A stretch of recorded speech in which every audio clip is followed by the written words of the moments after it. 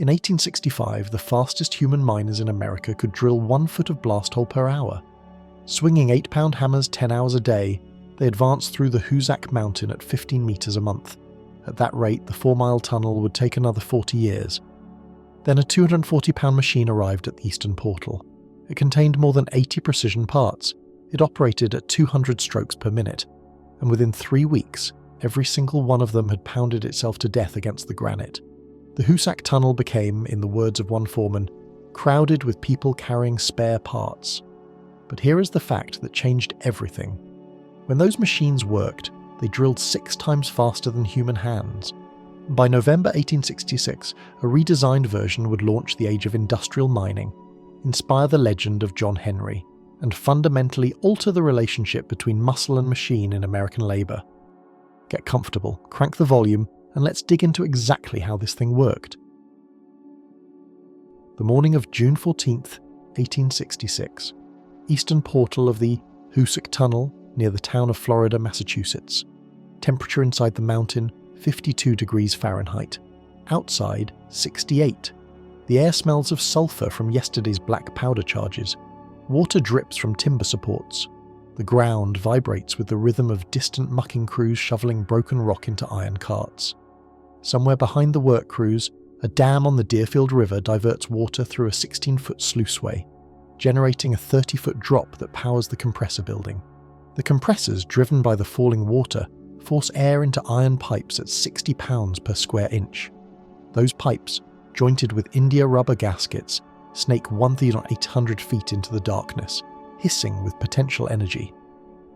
At the heading, where the rock face waits for the next assault, men maneuver a bizarre contraption onto a track-mounted carriage designed by tunnel foreman Thomas Doane.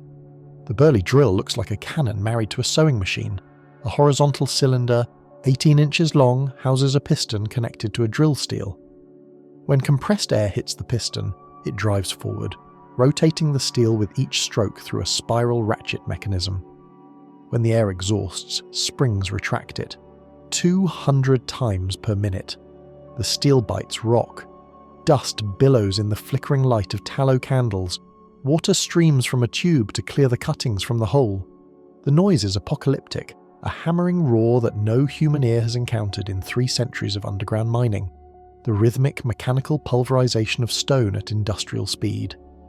Charles Burleigh, a 41-year-old steam engine builder from Fitchburg, Massachusetts, stands near the carriage with his partners Stephen Gates and John Brooks.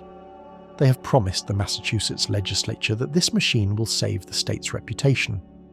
The Hoosac project has already consumed 15 years, $6 million, and dozens of lives. It has bankrupted 3 contractors, ruined the political careers of 2 governors, and earned the derisive nickname the Great Bore from newspapers across the Commonwealth.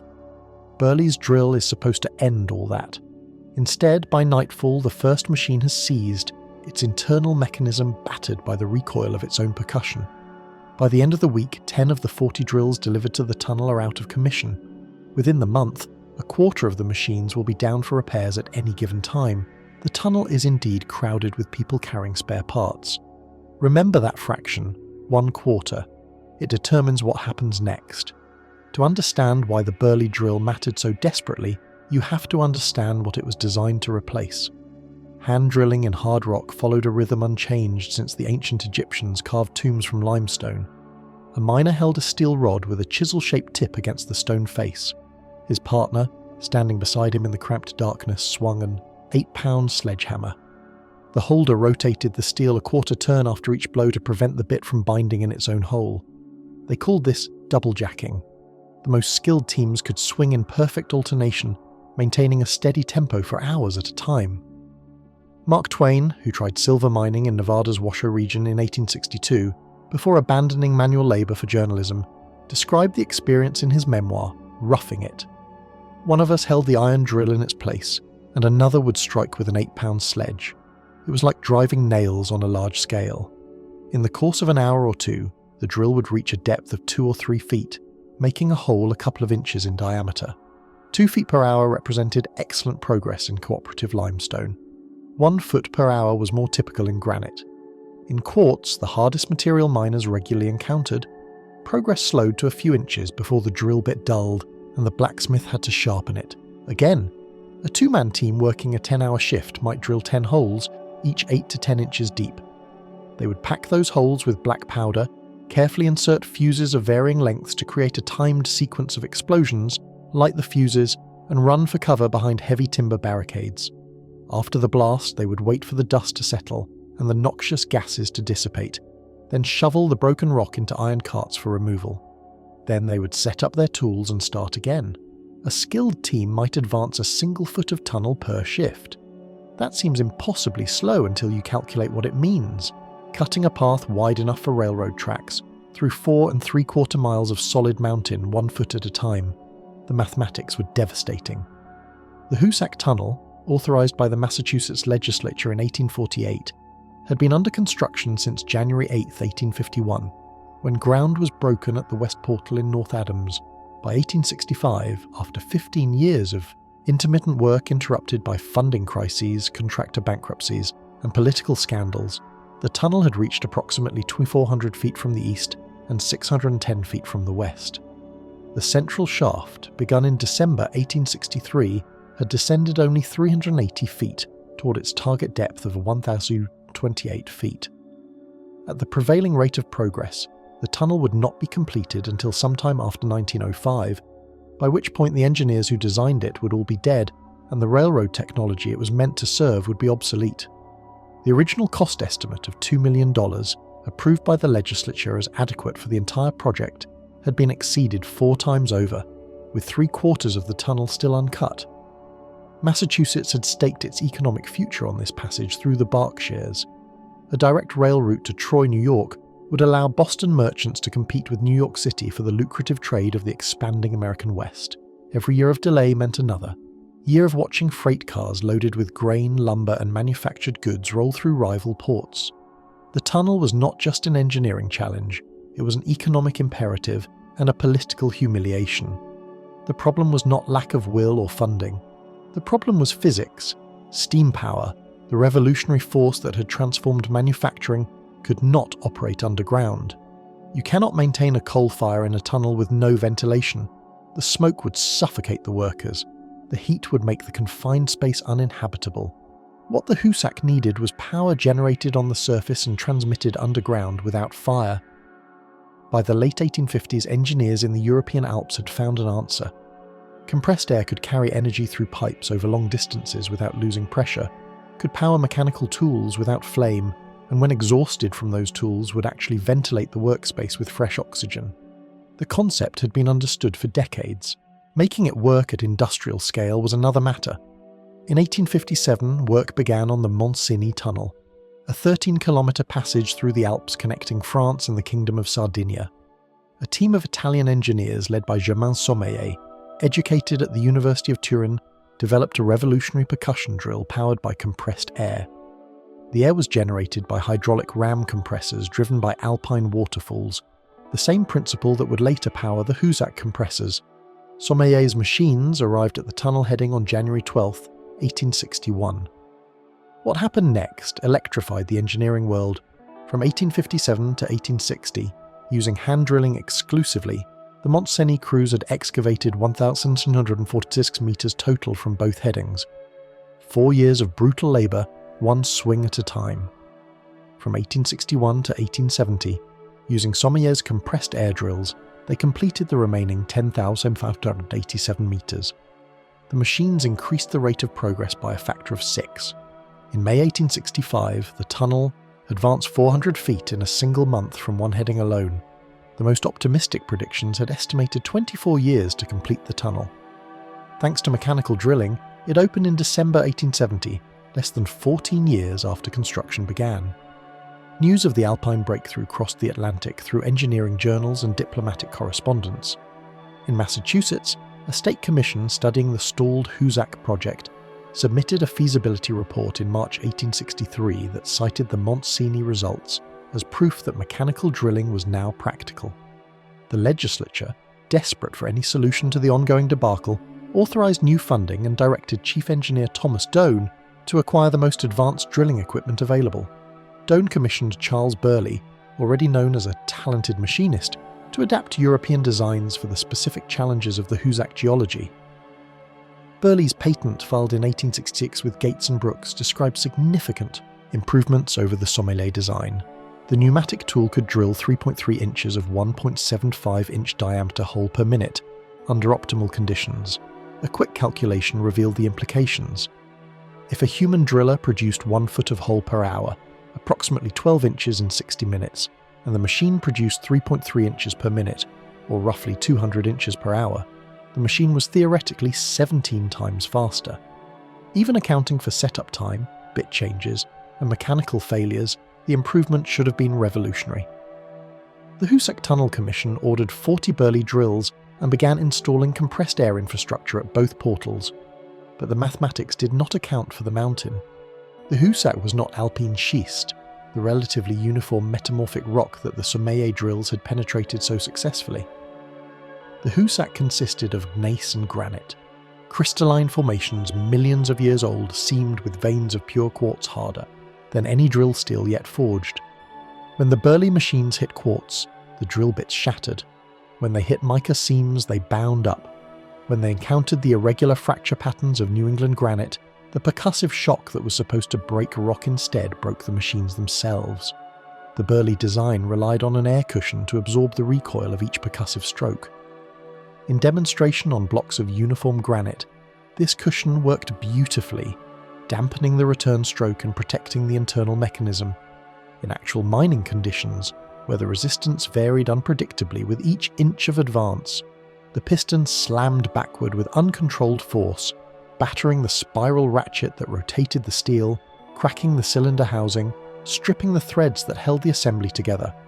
Blacksmiths worked around the clock at portable forges just inside the tunnel entrance, sharpening replacement drill bits that dulled after only minutes of use. The tunnel consumed 3 tons of drill steel per month, at a cost that threatened to exceed the savings from faster drilling. By August 1866, Burleigh recognised that his original design had a fundamental flaw. The machine transmitted the shock of each blow through its entire structure. Every stroke was a tiny collision that cumulatively destroyed the very mechanism meant to produce it. What he needed was a way to isolate the percussion from the supporting hardware, to let the drill steel absorb impact while protecting the piston, ratchet and cylinder. Working through September and October at his Fitchburg machine shop, Burleigh redesigned the exhaust system so that discharged air actively cushioned the piston's return stroke, creating what modern engineers would call a damping mechanism. He borrowed Joseph Fowle's concept of attaching the drill steel directly to the piston rod, eliminating the gripper mechanism that had caused so many failures. He incorporated William Harson's method of rotating the piston and steel together as a single unit through a unified ratchet system. The redesigned drill was tested at the Hoosac on November 1, 1866. It worked. The new exhaust configuration reduced internal wear by an order of magnitude. The unified steel and piston assembly eliminated the most common failure point. The improved machines, though still requiring regular maintenance, could operate reliably for days rather than hours before breakdown. By December, the production numbers showed the transformation. Progress accelerated. The tunnel pushed deeper into the mountain. The statistics from the following years document a revolution in underground engineering. In 1866, with the original Burleigh drills constantly breaking down, the Hoosac tunnel advanced a total of 570 feet from all headings combined. In 1867, with the redesigned machines operating consistently, the tunnel advanced 1,187 feet. Progress had more than doubled. The introduction of nitroglycerin, explosive in 1867, replacing the weaker black powder, amplified the effect. By 1871, using improved Burleigh drills and Mowbray's stabilised nitroglycerin, workers drove 1,343 feet in just 10 months. The headings finally met on November 27, 1873, when crews from the east and west broke through the last rock barrier and saw each other's lights in the darkness. The precision of the tunnel alignment was remarkable. After 4 3/4 miles of boring from opposite ends, with only the sighting towers on the mountain peaks to guide them, the headings were off by less than an inch horizontally and half an inch vertically. On February 9, 1875, the first train rumbled through the completed tunnel, more than 24 years after construction began. Massachusetts had its direct route to the west. The cost, including interest, had reached $17 million, more than 8 times the original estimate.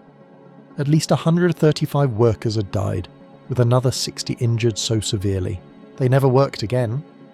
The Hoosac earned the grim nickname the Bloody Pit, and the introduction of the Burleigh drill, declared the Historical Construction Equipment Association, marked the beginning of modern tunnelling.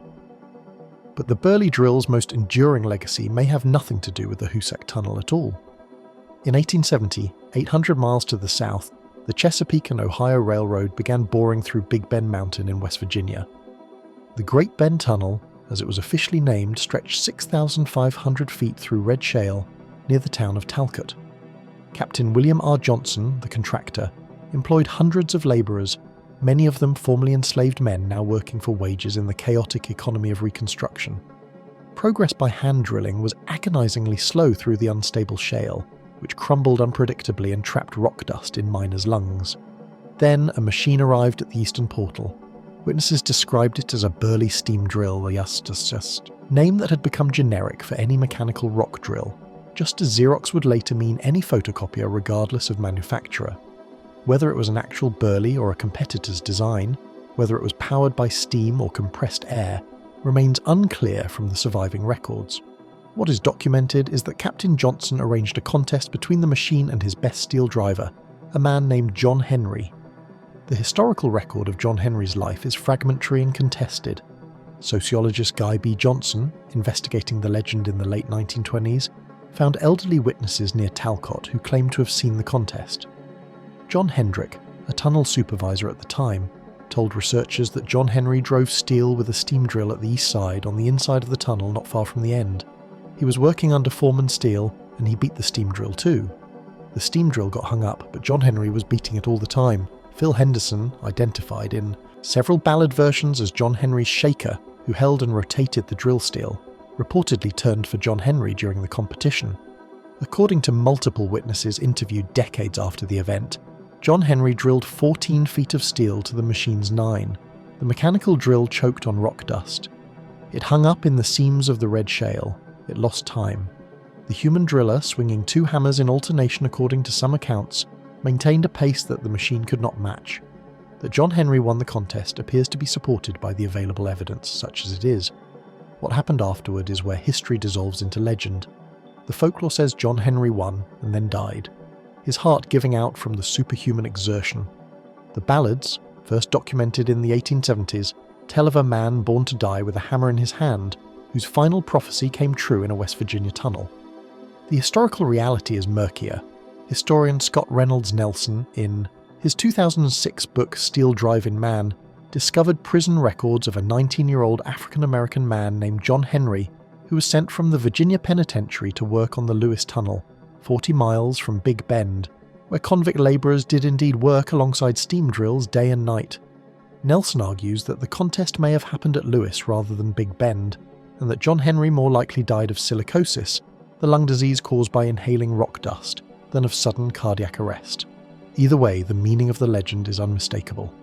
A black steel driver, likely either a freedman or a convict labourer, defeated the machine that was supposed to make him obsolete.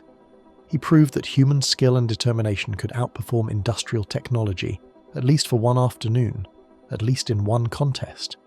That he died in the victory, that the machine went on to displace thousands of workers like him, that the real John Henry may have had no choice about whether to compete, gets lost in the ballad's triumphant rhythm.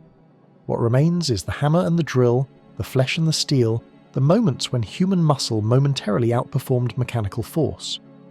The Burleigh drill was never the end of human labour in mining. It was the transformation of human labour into something different and in many ways worse. By the time the Hoosac Tunnel opened in 1875, the compressed air rock drill had already spread across the American mining frontier. The Pewabic Mining Company in Michigan's Upper Peninsula began experimenting with Burleigh machines in 1868. The Calumet and Heckler Company, destined to become the richest copper operation in the world, introduced mechanical drilling in 1871. By 1883, the 5 largest copper producers in the Lake Superior District had 138 mechanical drills in operation. A 2-man team that had once advanced 1 foot of tunnel per shift could now advance 3 to 5 feet. Production soared, profits multiplied, and the men who, operated the machines breathed dust that would kill them slowly over years instead of quickly in a single contest. The pattern repeated at the Comstock Lode in Nevada, where scalding underground water and lethal heat had made deep mining nearly impossible. When compressed air arrived in the 1870s, it solved two problems simultaneously. The drills penetrated rock faster than any human could swing a hammer, and the exhaust air ventilated tunnels that had previously been slowly suffocating their occupants. The Sutro Tunnel, a 4-mile drainage adit driven from the Carson River Valley to intersect the Comstock mines at 1,040 feet, used Burleigh-type drills to triple progress rates compared to hand tools. When the tunnel connected with the Savage Mine on July 8, 1878, the compressed air drill had become standard equipment in American hard rock mining. What did this transformation actually cost?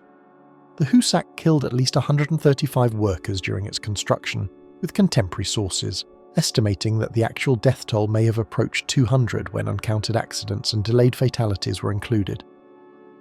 The worst single disaster came on October 17, 1867, when a candle ignited naphtha gas in the central shaft hoist building, burning 13 men alive at the bottom of the 178-foot excavation and trapping others beneath falling debris. The mechanical drills did not make the work safer, they made it faster, which often made it more dangerous.